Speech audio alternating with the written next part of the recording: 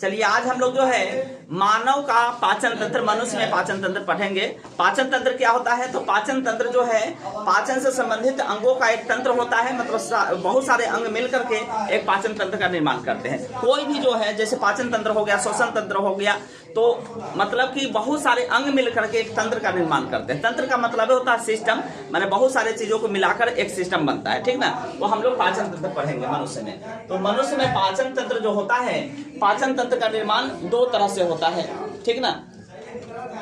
तो एक तो होता है आहार नाल और एक होता है पाचक ग्रंथि। एक होता है आहार नाल और दूसरा होता है पाचक ग्रंथि। तो आहार नाल में कौन कौन से भाग होते हैं? देखिए, पहले हम लोग आकृति बनाना सीखते हैं।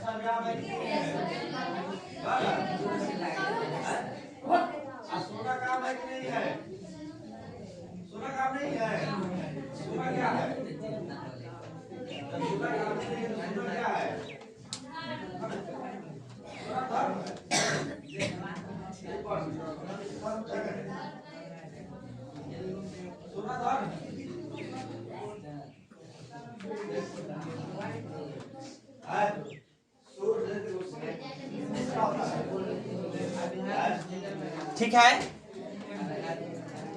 ये देखिए, ये है मुख गुहा।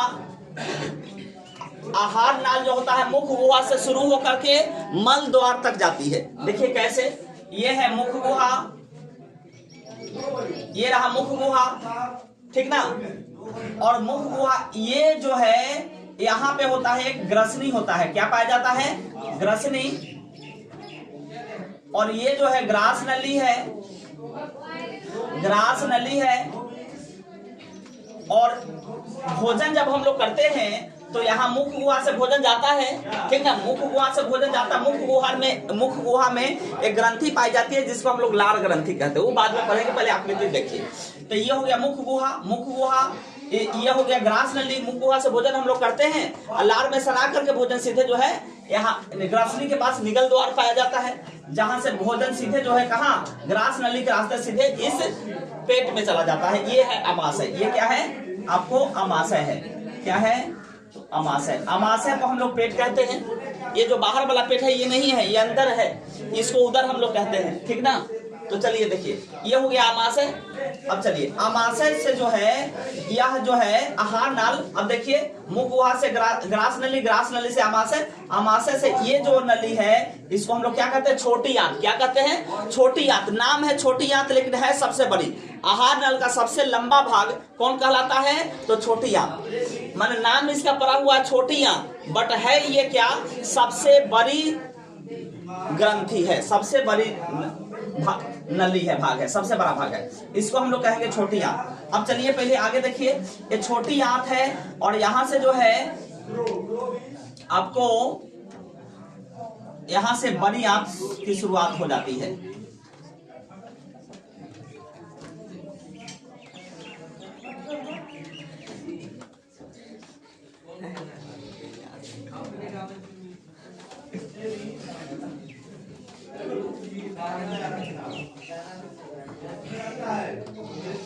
ये है आपको बड़ी आंत।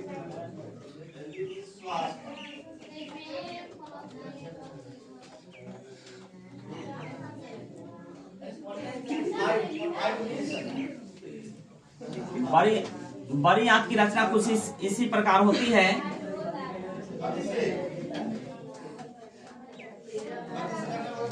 चलिए देखिए, आहार नल का भाग देखिए, ये मुख गुहा से ग्रास नली, ग्रास नली से अमाशय, अमाशय से छोटी आंत। छोटी आंत इतनी बड़ी नली होती है। छोटी आंत का भी 3 भाग होता है, वो हम लोग अभी पढ़ेंगे बाद में। अभी देखिए, छोटी आंत से ये बड़ी आंत में आ गया। छोटी आंत में पाचन की क्रिया पूर्ण हो जाती है, ठीक ना। यहाँ से अपचा भोजन कहा जाता है बड़ी आंत में। यह हो गया बड़ी आंत का भाग, ये पूरा का पूरा हो गया बड़ी आंत। बड़ी आंत का भी 3 भाग होता है, ठीक ना। तो यह हो गया बड़ी आंत। बड़ी आंत से यहाँ जो हो गया मल द्वार। चलिए सबका हम नाम लिख देते हैं। इसको हम लोग मल द्वार बोलते हैं। क्या बोलते हैं? मल द्वार। मल द्वार इसको बोलते हैं, ठीक ना। इसको गुद्दा भी कहा जाता है। क्या कहा जाता है? गुद्दा। गुर्दा नहीं, गुद्दा। ये हो गया मल द्वार। और ये जो छोटी सी रचना है, ये जो छोटी सी रचना है, इसको हम लोग क्या बोलते हैं? अपेंडिक्स बोलते हैं। क्या बोलते हैं? अपेंडिक्स। यह मनुष्य में अवशेषी अंग है। ये क्या है? अपेंडिक्स है, क्या है? अपेंडिक्स है, ठीक ना। और ये जो हो गया, ये वाला रचना हो गया, ये क्या है? तो छोटी आंत है, क्या है? छोटी आंत है, छोटी आंत है। अब देखिए ये वाला जो रचना है ये क्या है? आपको बड़ी आंत है, क्या है? बड़ी आंत है, ये क्या है? बड़ी आंत है। तो मनुष्य में जो पाचन तंत्र का है ये पूरा आकृति हुआ, यह जो है आहार नल का भाग हुआ। तो मनुष्य में जो पाचन तंत्र होता है दो तंत्रों से मिलकर बना होता। इसमें दो चीज होते हैं, एक होते हैं आहार नल। पहला कौन होता है? आहार नल। पहला होता है आपको आहार नल, पहला भाग होता है आहार नाल, ठीक ना। आहार नाल पाचन तंत्र में जो सहायक जो भाग है वो पहला है आहार नाल। ये पूरा का पूरा जो है सो आहार नाल है। आहार नाल का भाग कौन कौन हुआ? तो नंबर 1 में हो गया आपको, देखिए मुख्य गुहा। नंबर 1 में कौन हो गया? तो मुख्य गुहा हो गया। 1 में 2 में कौन हो गया? तो मुख्य गुहा के बाद देखिए ग्रास नली। मुख्य गुहा के बाद क्या हो गया? ग्रास नली हो गया। इसके बाद 3 नंबर में कौन हो गया? अमाशय। 3 नंबर में कौन हो गया? अमाशय। अमाशय 4 नंबर में कौन हो गया? अमाशय के बाद कौन है? छोटी आंत। कौन है? तो छोटी आंत। कौन है? तो छोटी आंत। अमाशय के बाद छोटी आंत। छोटी आंत के बाद कौन? बड़ी आंत। छोटी आंत के बाद कौन? तो बड़ी आंत। 5 में बड़ी आंत। इसके बाद छठा भाग कौन है? बड़ी आंत के बाद कौन है? मलद्वार। कौन है? तो ये है आपको मलद्वार। तो इतने अंग मिल करके क्या चीज का निर्माण करते हैं? क्या चीज का निर्माण करते हैं?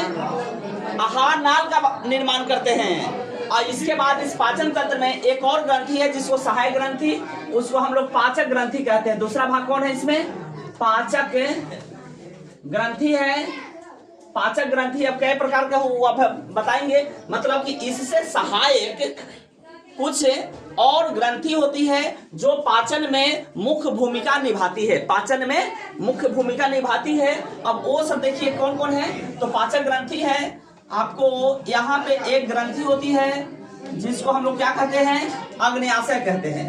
क्या कहते हैं इसको? अग्न्याशय कहते हैं। क्या कहते हैं? अग्न्याशय कहते हैं। पाचक ग्रंथि में कौन हो गया? अग्न्याशय हो गया, ठीक ना। अग्न्याशय हो गया। अग्न्याशय जो है यहाँ पे अग्न्याशी रस, यहाँ से अग्न्याशी रस जो है देती है, स्रावित करती है। अग्न्याशय कौन सा रस स्रावित करती है? अग्न्याशी रस। ये वाला हो गया अग्न्याशय, ये अग्न्याशी रस स्रावित करती है। पेट के इस वाले नीचे पेट का भी 3 भाग होता है। ऊपरी भाग को हम लोग क्या कहते हैं? ऊपरी वाले भाग को हम लोग कार्डियक कहते हैं। क्या कहते हैं? कार्डियक कहते हैं, ठीक ना। बीच वाले भाग को हम लोग क्या कहते हैं? फुंडिक कहते हैं। क्या कहते हैं? फुंडिक कहते हैं। और निचले वाले भाग को हम लोग पाइलोरी कहते हैं। क्या कहते हैं? पाइलोरी कहते हैं। तो भोजन इसमें एचसीएल का स्राव होता है, ये अभी बाद में पढ़ाते हैं, पहले ये सब देखो। तो सहायक ग्रंथि में अग्न्याशय हो गया। दूसरी ग्रंथि सहायक क्या होती है? यहाँ पे पाया जाता है मनुष्य का यकृत, लीवर। क्या पाया जाता है? इसको हम लोग लीवर कहते हैं। यकृत क्या है? ये हमारा यकृत है।